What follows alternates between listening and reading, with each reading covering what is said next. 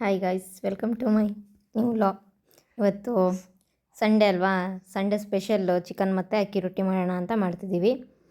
ನೋಡಿ, chicken already ತಂದು ಎಲ್ಲ ಕ್ಲೀನಾಗಿ ತೊಳೆದ್ಬಿಟ್ಟಾಗಿದೆ. ಅದಕ್ಕೆ ಬೇಕಾಗಿರೋ ಇಂಗ್ರೀಡಿಯೆಂಟ್ಸ್ ಕೂಡ ರೆಡಿ ಆಗಿದೆ.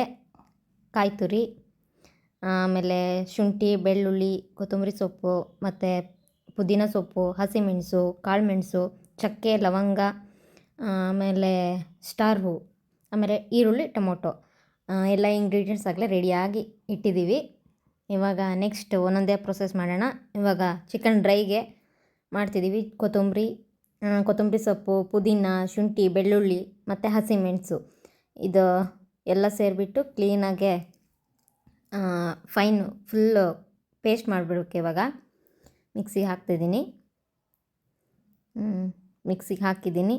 ಅದು ಫುಲ್ ಪೇಸ್ಟ್ ಆಗಲಿ. ಪೇಸ್ಟ್ ಆದಮೇಲೆ ಇವಾಗ ನೆಕ್ಸ್ಟ್ ಪ್ರೊಸೆಸಿಂಗ್ ಹೋಗೋಣ. ಇವಾಗ ಅದು ಫುಲ್ ಗ್ರೈಂಡ್ ಆಗಿದೆ. ನೆಕ್ಸ್ಟ್ ಇವಾಗ ಚಿಕನ್ ರೆಡಿ ಮಾಡೋಣ.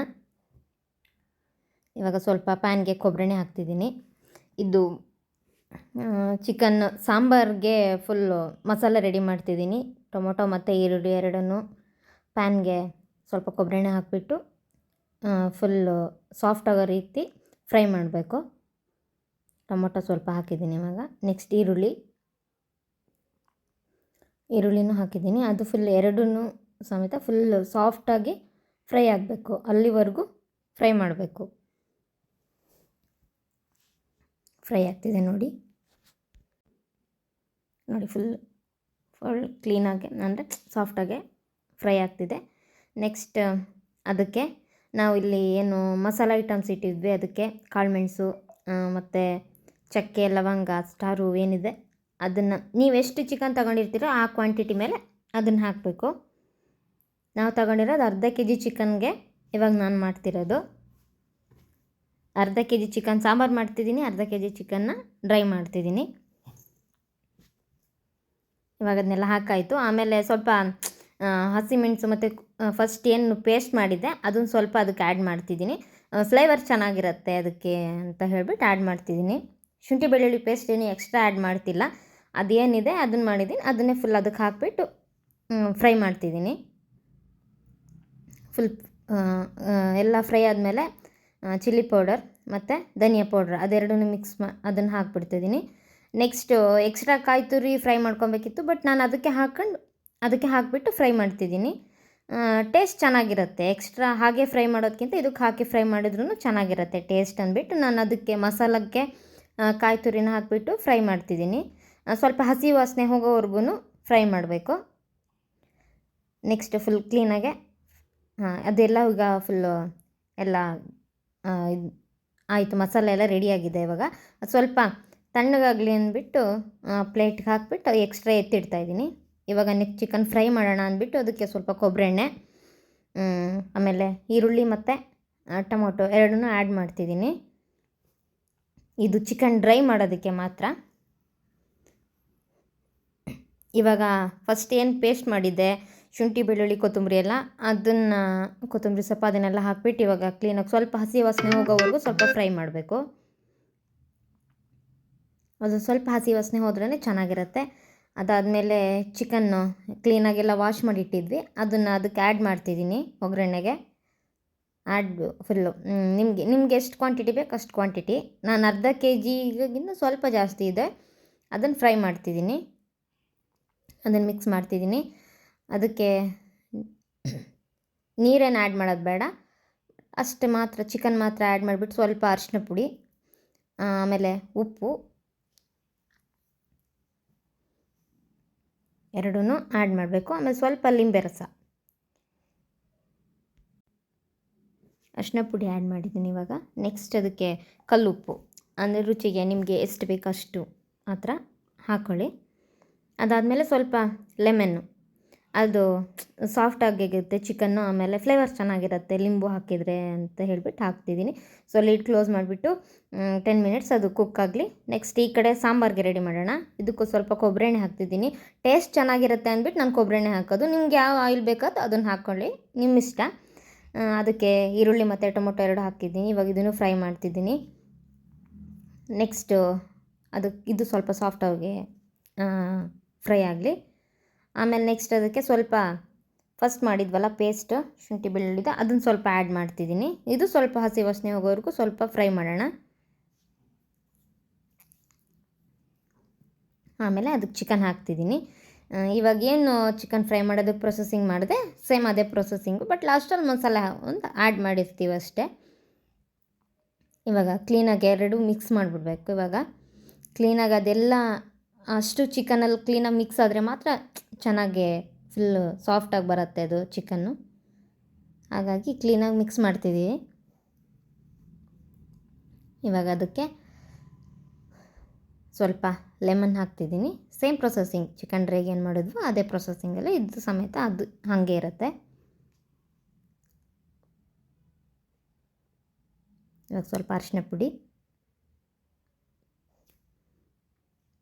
ಆಮೇಲೆ ಸ್ವಲ್ಪ ಉಪ್ಪು, ಅದೇ ಇದಕ್ಕೂ ಸಮೇತ ನಿಮ್ಗೆ ರುಚಿಗೆ ಎಷ್ಟು ಬೇಕೋ ಅಷ್ಟು ಉಪ್ಪು. ಕ್ಲೀನಾಗಿ ಮಿಕ್ಸ್ ಮಾಡಿಬಿಟ್ಟು ಇದನ್ನು ಲಿಡ್ ಕ್ಲೋಸ್ ಮಾಡಿಬಿಟ್ಟು ಇದು ಒಂದು 10 ಮಿನಿಟ್ಸ್ ಹಾಗೆ ಅದೇ ಇದರಲ್ಲೇ ಬೇಯಬೇಕು. ವಾಟ್ರನ್ನು ಆ್ಯಡ್ ಮಾಡೋದು ಬೇಡ, ಅದೇ ಒಗ್ಗರಣೆಯಲ್ಲೇ ಆಗುತ್ತೆ. ಇದು ಚಿಕನ್ ಡ್ರೈಗೆ ಇವಾಗ ಮಾಡಿದ್ನಲ್ಲ ಅದು ಫಸ್ಟ್ ಚಿಕನ್ ಡ್ರೈಗಾಗಿ ಹಾಗೆ ಲಿಡ್ ಕ್ಲೋಸ್ ಮಾಡಿದ್ನಲ್ಲ. ಇವಾಗ ಉಳಿದಿರೋ ಮಸಾಲೆ ಏನಿದೆ ಇದು ಗ್ರೀನ್ ಮಸಾಲ ಅಷ್ಟೇ, ಬೇರೆ ಏನೂ ಆ್ಯಡ್ ಮಾಡ್ತಿಲ್ಲ. ಇದರಲ್ಲೇ ಫುಲ್ಲು ಚಿಲ್ಲಿ ಎಲ್ಲ ಇರೋದ್ರಿಂದ ನಾನು ಬೇರೆ ಯಾವುದೇ ಮಸಾಲೆಗಳನ್ನ ಆ್ಯಡ್ ಮಾಡ್ತಿಲ್ಲ. ಲಾಸ್ಟಲ್ಲಿ ಸ್ವಲ್ಪ ಚಿಕನ್ ಮಸಾಲೆ ಸ್ವಲ್ಪ ಆ್ಯಡ್ ಮಾಡ್ಬೋದು ಅಷ್ಟೇ, ಬೇರೆ ಎಕ್ಸ್ಟ್ರಾ ಮಸಾಲೆಸ್ ಏನೂ ಇಲ್ಲ. ಇದು ಗ್ರೀನ್ ಚಿಕನ್ ಡ್ರೈ ಅಷ್ಟೇ. ಇದು ಫುಲ್ ನೋಡ್ತಾ ಇರ್ಬೋದು ಗ್ರೀನಾಗಿ ಕಾಣಿಸ್ತಾ ಇದೆ ನಿಮಗೆ, ಬೇರೆ ಯಾವುದೂ ಮಸಾಲಾಸ್ ಆ್ಯಡ್ ಇಲ್ಲ. ಕ್ಲೀನಾಗಿ ಮಿಕ್ಸ್ ಮಾಡಿಬಿಟ್ಟು ಇದನ್ನು ಮತ್ತೆ ಒಂದು 5 ಮಿನಿಟ್ಸಲ್ಲಿ ಕ್ಲೋಸ್ ಮಾಡಿಬಿಟ್ಟು ಕ್ಲೀನಾಗಿ ಅದು ಸಾಫ್ಟಾಗಿ ಬೇಯಲಿ. ನೆಕ್ಸ್ಟ್ ಇವಾಗ ಸಾಂಬಾರು ಏನು ಮಾಡ್ತಿದ್ದೀವನಲ್ಲ, ಸಾಂಬಾರ್ಗೆ ಇವಾಗ ಮಸಾಲೆ ಎಲ್ಲ ಫುಲ್ ಆರೋದಕ್ಕೆ ಬಿಟ್ಟಿದ್ದೆ, ಅದು ಫುಲ್ ಕಂಪ್ಲೀಟ್ಲಿ ಕೋಲ್ಡ್ ಆಗಿದೆ. ಅದನ್ನ ಇವಾಗ ಮಿಕ್ಸಿಗೆ ಹಾಕಿದ್ದೀನಿ. ಫುಲ್ ಏನು ತರ್ತರಿ ಆಗಬೇಡ, ಫುಲ್ ಸಾಫ್ಟಾಗಿ ಗ್ರೈಂಡ್ ಪೇಸ್ಟ್ ಆಗಲಿ. ನೆಕ್ಸ್ಟ್ ಇದು ಚಿಕನ್ ಡ್ರೈ ಮಾಡಿದ್ನಲ್ಲ ಅದಕ್ಕೆ ಸ್ವಲ್ಪ ಚಿಕನ್ ಮಸಾಲೆ ಆ್ಯಡ್ ಮಾಡ್ತಿದ್ದೀನಿ, ಬೇರೆ ಏನು ಮಸಾಲೆ ಇಲ್ಲ ಅಷ್ಟೇ. ಅದು ಲಿಡ್ ಕ್ಲೋಸ್ ಮಾಡಿಬಿಟ್ಟು ಅದು ಸ್ವಲ್ಪ ಎಲ್ಲ ಅದರಲ್ಲಿರುವಂತಹ ನೀರಿನ ಅಂಶ ಎಲ್ಲ ಕಡಿಮೆ ಆಗೋವರೆಗೂ ಮಾತ್ರ ಸಾಕಾಗುತ್ತೆ. ಚಿಕನ್ ಡ್ರೈ ರೆಡಿ ಆಯ್ತು. ಇವಾಗ ಚಿಕನ್ ಸಾಂಬಾರು ಮಾಡ್ತಿದ್ದೀನಲ್ಲ ಅದಕ್ಕೂ ಸ್ವಲ್ಪ ಚಿಕನ್ ಪೌಡ್ರ್ ಹಾಕಿಬಿಟ್ಟು ಮಸಾಲ ಹಾಕಿಬಿಟ್ಟು ಅದನ್ನು ಸ್ವಲ್ಪ ಮಿಕ್ಸ್ ಮಾಡ್ತಿದ್ದೀನಿ. ಇದು ಒಂದು 2 ಮಿನಿಟ್ಸ್ ಕುಕ್ ಆದರೆ ಸಾಕು. ಅದು ಇವಾಗಲೇ ಬೆಂದಿದೆ. ನೆಕ್ಸ್ಟ್ ಇವಾಗ ಮಸಾಲೆ ರೆಡಿ ಆಯ್ತು. ಇವಾಗ ಅದು 2 ಮಿನಿಟ್ಸ್ ಬೆಂದಿತ್ತು, ಹಾಗಾಗಿ ಮಸಾಲೆ ಅದಕ್ಕೆ ಆ್ಯಡ್ ಮಾಡಿದ್ದೀನಿ. ಇವಾಗ ಕನ್ಸಿಸ್ಟೆನ್ಸಿ ನಿಮಗೆ ದಪ್ಪ ಬೇಕೋ ತೆಳು ಬೇಕೋ ಅದ್ರ ಮೇಲೆ ಸ್ವಲ್ಪ ನೀರು ಆ್ಯಡ್ ಮಾಡ್ಕೊಳ್ಳಿ ನೀವು. ನನಗೇನು ತೀರಾ ತೆಳು ಬೇಕಾಗಿರಲಿಲ್ಲ, ಸೊ ನಾನು ಸ್ವಲ್ಪ ನೀರು ಆ್ಯಡ್ ಮಾಡಿದ್ದೀನಿ. ಥಿಕ್ನೆಸ್ ಆಗೇ ಇದೆ, ಅದಕ್ಕೆ ಜಾಸ್ತಿ ನೀರು ಆ್ಯಡ್ ಮಾಡಿಲ್ಲ. ನಿಮಗೆ ಎಷ್ಟು ಬೇಕೋ ಅಷ್ಟು ನೀರು ಆ್ಯಡ್ ಮಾಡ್ಕೋಬೋದು. ಇವಾಗ ನಾನು ನೀರು ಮಿಕ್ಸಿ ಬಾಕ್ಸಲ್ಲಿ ಏನಿತ್ತು ಮಸಾಲ ಅದು ಮಾತ್ರ ನೀರು ಹಾಕಿಬಿಟ್ಟು ಕ್ಲೀನಾಗಿ ಎಲ್ಲ ಆ ಮಸಾಲನೂ ಸೇರಿಬಿಟ್ಟು ಹಾಕಿದ್ದೀನಿ. ಸ್ವಲ್ಪ ನೀರು ಹಾಕಿದ್ದೀನಿ, ಸ್ವಲ್ಪ ದಪ್ಪ ಅನ್ನಿಸ್ತು ನನಗೆ, ಅದಕ್ಕೋಸ್ಕರ ಸ್ವಲ್ಪ ನೀರು ಹಾಕಿದ್ದೀನಿ. ನೆಕ್ಸ್ಟ್ ಅದಕ್ಕೆ ನಿಮಗೆ ಟೇಸ್ಟಿಗೆ ಉಪ್ಪು ಕಡಿಮೆ ಇದ್ದರೆ ಉಪ್ಪು ಹಾಕ್ಬೋದು. ನಿಮ್ಗೆ ಇದು ಹೌದು ಸ್ವಲ್ಪ ಉಪ್ಪು ಹಾಕ್ಬೋದು, ಅಷ್ಟು ಬಿಟ್ಟರೆ ಮತ್ತು ಬೇರೆ ಏನಿಲ್ಲ.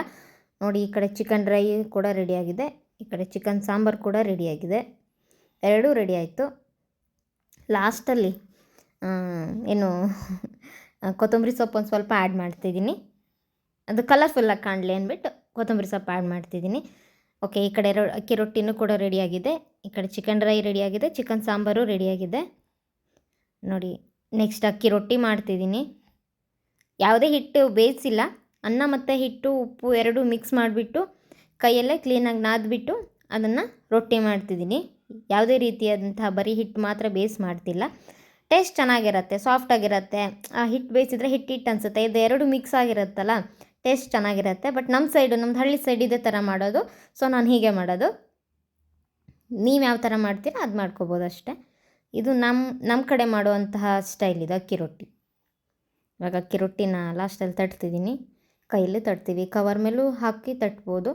ಸೊ ಯಾವ ಥರ ಬೇಕಾದರೂ ಮಾಡ್ಬೋದು. ನೋಡ್ತಿದ್ದೀರಾ ಹಂಚಿಗೆ ಹಾಕಿದೆ. ಇವಾಗ ಸ್ವಲ್ಪ ಬೇಯಲಿ. ನೆಕ್ಸ್ಟ್ ಇನ್ನೊಂದು ರೊಟ್ಟಿ.